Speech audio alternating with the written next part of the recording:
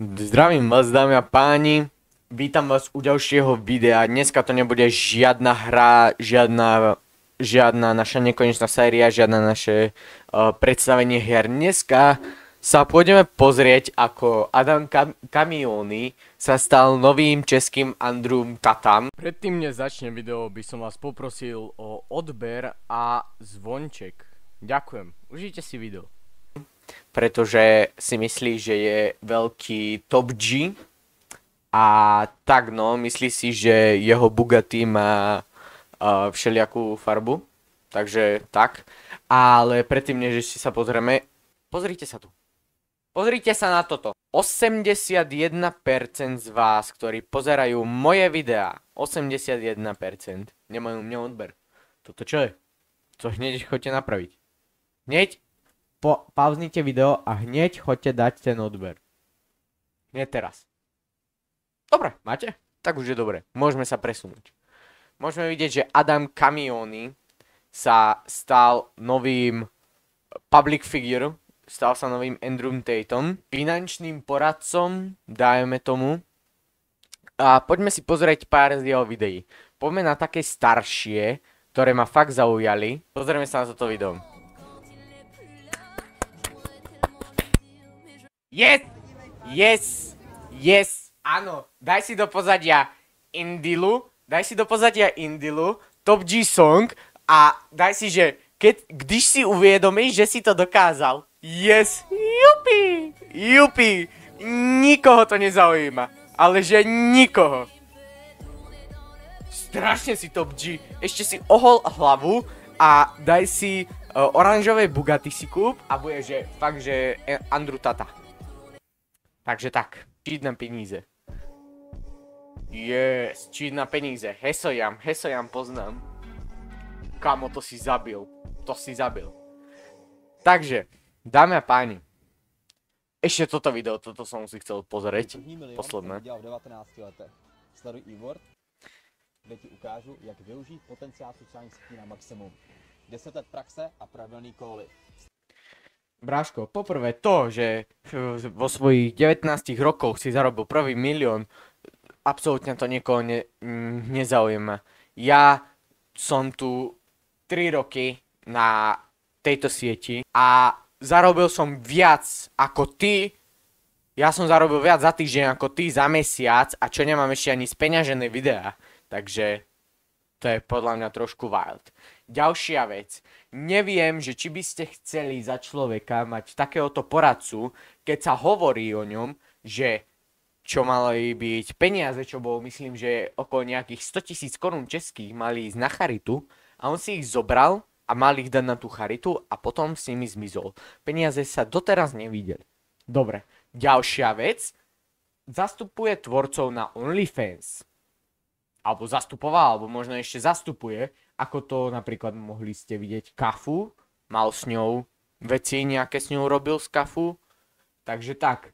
Potom ešte k tomuto, k týmto OnlyFans, zmluva s týmito tvorcami obsahovala percentá, ktoré si on bral, lenže tieto percentá, ktoré si bral, boli také, že oni dostali 12% a on ostatné.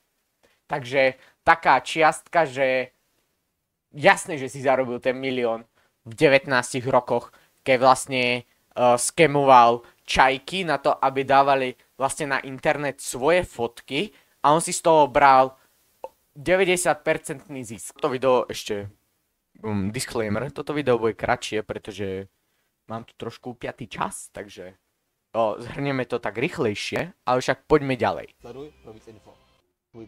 Dobre. eWorld Club. Čo je eWorld? Pekná profilovka, ktorú si vytvorili na internete v Logomakeri, alebo si ju stiahli, takže tomu dávam a zastuje Adam Camioni, ježiš, tak ja ho tak nemám rád.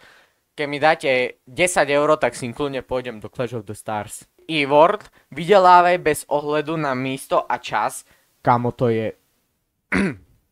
Tuto máme www.eworld.com. Ja si tento eWorld pozriem, zadáme si URL, nemyslím si, že to bude nejaký ako špatná stránka, pozrieme si to tak či tak. Takže dáme si to do Virus Total.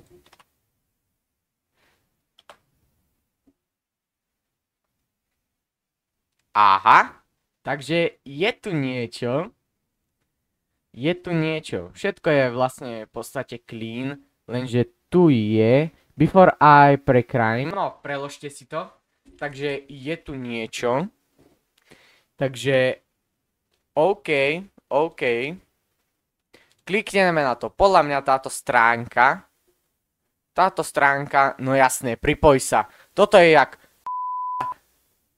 1%, čo mal Andrew Tate, že toto je to isté, on nič nezarobil z internetu, no vlastne investuj, 2500 korún českých, jupi, idem investovať, yes, idem investovať, svých prvých 10 000 korún českých online, áno, ale kde je ten milión, ja chcem zarobiť milión.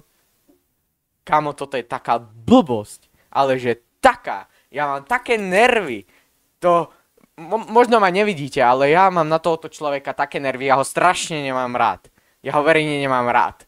To, čo robil v Likehouse, proste ako sa správa a všeobecne nemám ho rád.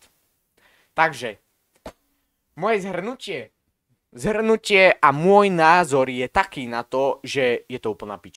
Neverte tomu, neverte, čo sa deje na sociálnych sieťach a všetko ľudia, proste je to blbosť. Ale čomu by ste mali veriť, je, že mám nový Reddit, kde môžete ísť postnúť memečko alebo art. Bude dole v popisku. Dobre, a nezabudnite na like.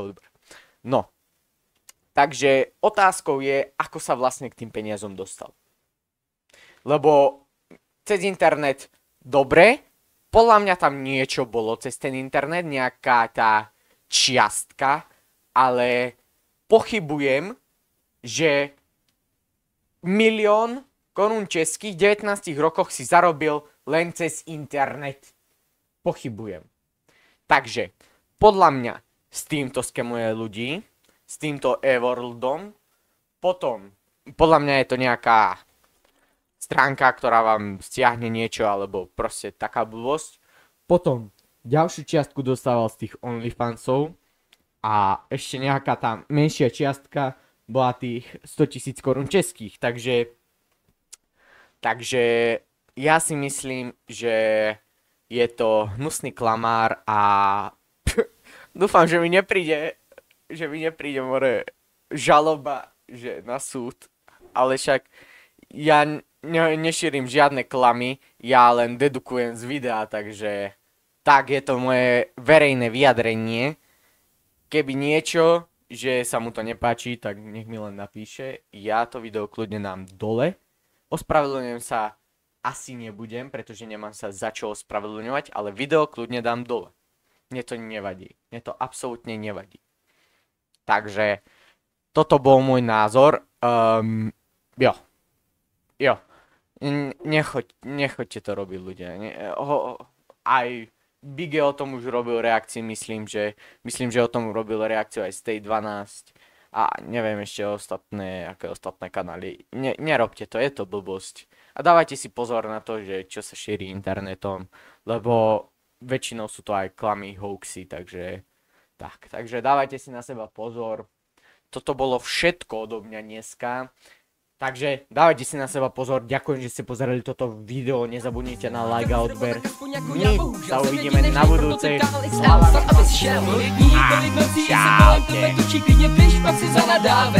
Nebudu se bát, budu tě srát a ty víš, že mám pravdu, když tvůj článek je poloprázdnej. Mojí desku dáváš, posloucháš, pak plácáš, seš sám proti sobě, repertoár žádnej. Já Panda V, ty Pan X, pro mě neznamenáš nic.